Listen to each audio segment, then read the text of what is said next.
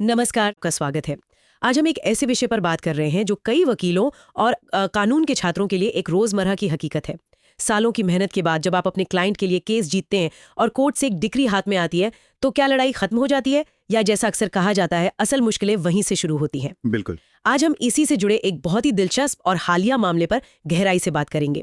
ये मामला है आर सावित्री नायडू बनाम the cotton corporation of India limited का। जी। हमारे स्रोत हैं सुप्रीम कोर्ट का फैसला और उससे जुड़े कानून जैसे सिविल प्रक्रिया संहिता और संपत्ति हस्तांतरण अधिनियम। इस केस ने उस पुरानी कहावत को फिर से जिंदा कर दिया है कि भारत में केस जीतना एक बात है और उस जीत का फल पाना बिल्कुल दूसरी। बिल्कुल। इस चर्चा का केंद्रीय सवाल बहुत महत्वपूर्ण है।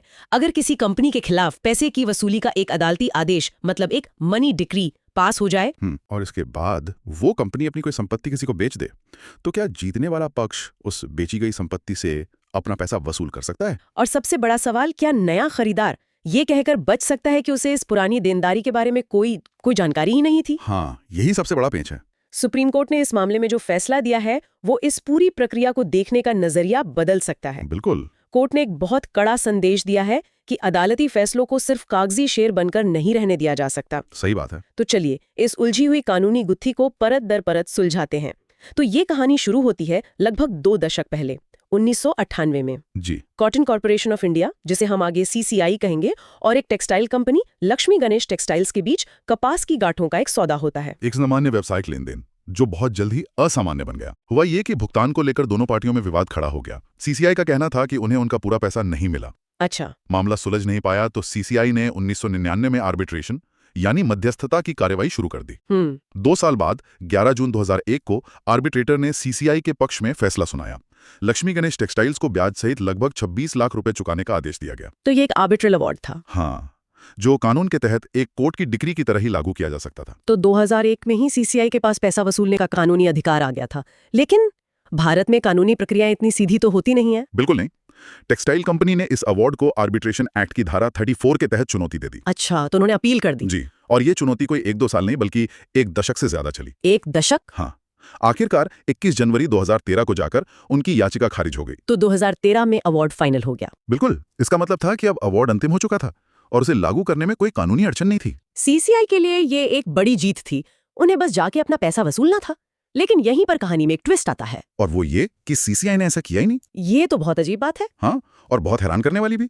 अवार्ड फाइनल होने के बाद CCI ने उसे लागू करवाने के लिए कोई कदम ही नहीं उठाया। कि इसका कोई स्पष्ट कारण रिकॉर्ड पर तो नहीं है, लेकिन यह भारतीय कानूनी प्रणाली की एक आम समस्या को दिखाता है। कभी कभी सरकारी विभागों में प्रक्रियात्मक देरी होती है या फिर अधिकारी बदलते रहते हैं। वजह जो भी हो, इस देरी ने टेक्सटाइल कंपनी को एक मौका दे दिया। मतलब CCI एक तरह से अपनी जीती हुई बाजी पर कुंडली मारकर बैठी रही और इसी बीच खेल बदलने लगा। हाँ, बिल्कुल। इसी दौरान टेक्सटाइल कंपनी की एक और देनदारी सामने आई, ICICI बैंक की। अच्छा। तो बैंक ने अपनी वसूली के लिए सारफेसी एक्ट के तहत कार्रवाई शुरू की। ये वो कानून है जो बैंकों को संपत्ति पर सीधा कब्जा करने का अधिकार देता है। जी, अपना पैसा वसूलने के लिए। तो बैंक ने कंपनी की कुछ संपत्तियों को अटैच कर लिया। और इसी उथल-पुथल के बीच 23 अप्रैल 2015 को टेक्सटाइल कंपनी ने अपनी एक प्रमुख संपत्ति बेच दी। और यहाँ पर एक बहुत ही दिलचस्प मोड़ है। जानते हैं खरीदार कौन था? खरीदार थी आर सावित्री नायडू, जो कंपनी के मैनेजिंग डायरेक्टर की मां थी। और इतना ही नहीं, वो खुद भी 2007 से 2012 तक उसी कंपनी में एक नॉन एग्जीक्यूटिव डायरेक्टर रह चुकी थीं। बिल्कुल। ये तो मामला काफी पारिवारिक लगता है। इससे तो मुझे कुछ नहीं पता था वाली दलील बहुत कमजोर हो जाती है। बिल्कुल, और यही बात आगे चलकर केस में बहुत महत्वपूर्ण साबित हुई। तो एक तरफ CCI आप कह सकते हैं सो रही थी, और दूसरी तरफ कंपनी की संपत्ति उसके ही पूर्व डायरेक्टर और वर्तमान MD की मां को बेची जा रही थी। जी। तो CCI की नींद कब खुली? पूरे 6 साल बाद। 6 साल। हाँ, 2013 में अवार्ड फाइनल हुआ था और CCI ने उसे लागू करवाने के लिए एग्जीक्यूशन पिटिशन यानी निष्पादन याचिका 2019 में दायर की। और उसके बाद लगभग 2 साल और लगे और अगस्त 2021 में जाकर कोर्ट ने उसी संपत्ति को अटैच करने का आदेश दिया जिसे सावित्री नायडू ने 2015 में खरीदा था। और जाहिर है उन्होंने इस पर आपत्ति जताई होगी। हाँ, यहीं से असली कानूनी लड़ाई शुरू हुई। सावित्री नायडू ने सिविल प्रक्रिया संहिता के ऑर्डर 21 रूल 58 के तहत कोर्ट में अर्जी दी। क्या कहा उन्होंने? उनका दावा था कि वो संपत्ति की असली और बोनाफाइड मालिक हैं। उन्होंने इसे सही कीमत चुकाकर खरीदा है और उन्हें कंपनी और CCI के बीच किसी भी पुराने विवाद या 2001 के अवार्ड की कोई जानकारी नहीं थी। 1 मिनट, ये बात थोड़ी समझ नहीं आई। उनका तर्क सुनने में तो काफी सीधा लगता है। हाँ, पहली नजर में तो लगता है। लिस पेंडेंस का सिद्धांत, जिसका मतलब है लंबित मुकदमा, वो कहता है कि आप लंबित मुकदमे के दौरान संपत्ति नहीं बेच सकते। लेकिन 2015 में जब संपत्ति बिकी तब तो कोई मुकदमा लंबित नहीं था। सही। अवार्ड को चुनौती देने वाली याचिका तो 2013 में ही खारिज हो गई थी। तो फिर ये सिद्धांत यहाँ कैसे लागू हो गया? ये तो खरीदार के साथ थोड़ी नाइंसाफी लगती है। आपने बिल्कुल सही सवाल उठाया है, और यही इस केस का आप कह सकते हैं कानूनी दिल है। अच्छा, निचली अदालतों ने भी इसी तर्क को माना था और फैसला सावित्री नायडू के पक्ष में दिया था। फिर लेकिन जब मामला सुप्रीम कोर्ट पहुंचा तो कोर्ट ने इस मुद्दे को एक बिल्कुल अलग और बहुत गहरे नजरिए से देखा। कोर्ट के सामने सवाल था कि क्या लिस पेंडेंस का सिद्धांत सिर्फ उन मुकदमों पर लागू होता है जहां किसी खास संपत्ति के मालिकाना हक का विवाद हो, या ये मनी डिक्री यानी पैसे की वसूली के मामलों पर भी लागू होता है। और ये एक बहुत बड़ा सवाल है, क्योंकि भारत में ज्यादातर मुकदमे पैसे की वसूली से ही जुड़े होते हैं। बिल्कुल। सुप्रीम कोर्ट ने संपत्ति हस्तांतरण अधिनियम 1882 की धारा 52 का विश्लेषण किया, जिसमें लिस पेंडेंस का सिद्धांत है। Transferee पेंडेंटली light. जी, आम भाषा में समझें तो ये कुछ ऐसा है कि दो भाइयों में एक घर को लेकर कोर्ट में केस चल रहा है और आप जाकर उनमें से एक से वो घर खरीद लें। बाद में आप ये नहीं कह सकते कि मुझे तो पता ही नहीं था कि केस चल रहा है। अच्छा, कानून मानता है कि खरीदने से पहले ये जांचना आपकी जिम्मेदारी थी। ठीक है, ये तो समझ में आया। लेकिन यहाँ तो घर का नहीं, पैसे का झगड़ा था। यहीं पर सुप्रीम कोर्ट ने एक जबरदस्त व्याख्या की।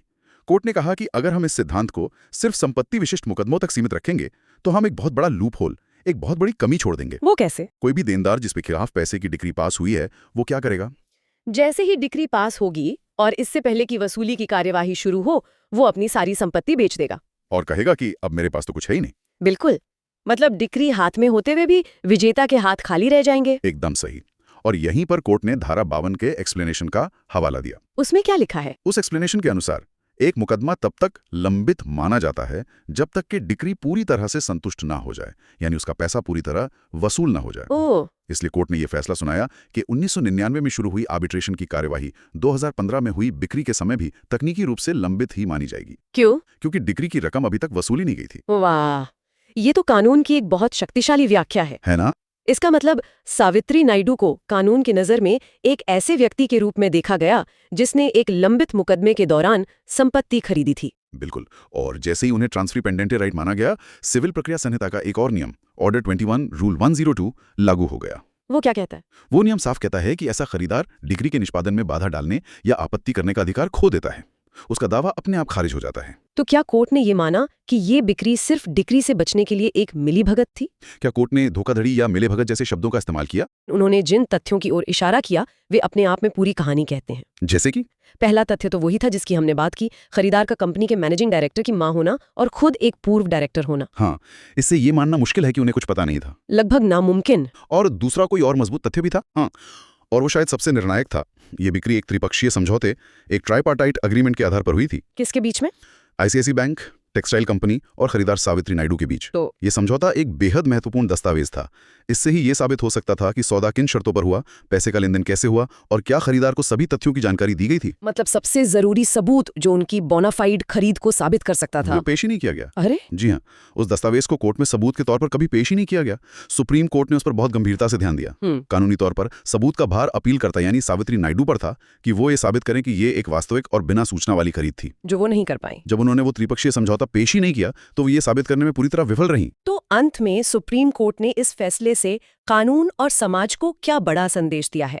ऐसा लगता है कि कोर्ट सिर्फ इस एक केस का फैसला नहीं कर रही थी, बल्कि एक बड़ी प्रणालीगत समस्या पर टिप्पणी कर रही थी। आपने सही पकड़ा। कोर्ट ने एक सदी पुरानी प्रिवी काउंसिल की टिप्पणी को दोहराया कि एक वादी की असली मुश्किलें डिक्री हासिल करने के बाद ही शुरू होती हैं।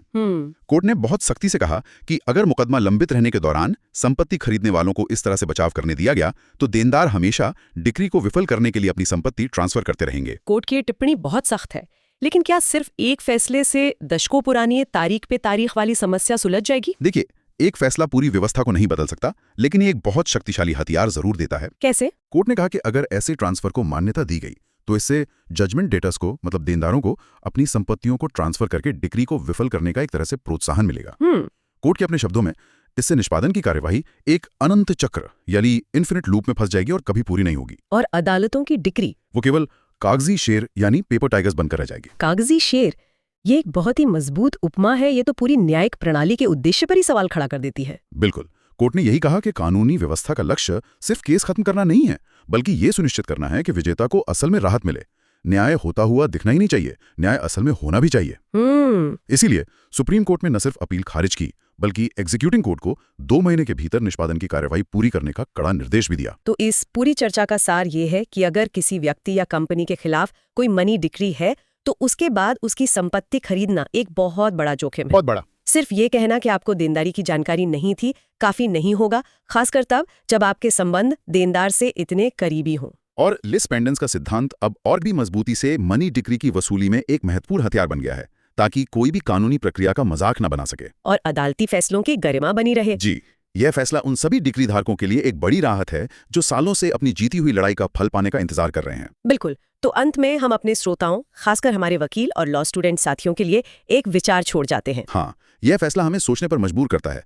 क्या अब संपत्ति खरीदने से पहले की जाने वाली ड्यू डिलिजेंस यानी जो उचित जांच पड़ताल होती है उसका दायरा बहुत ज्यादा बढ़ गया है?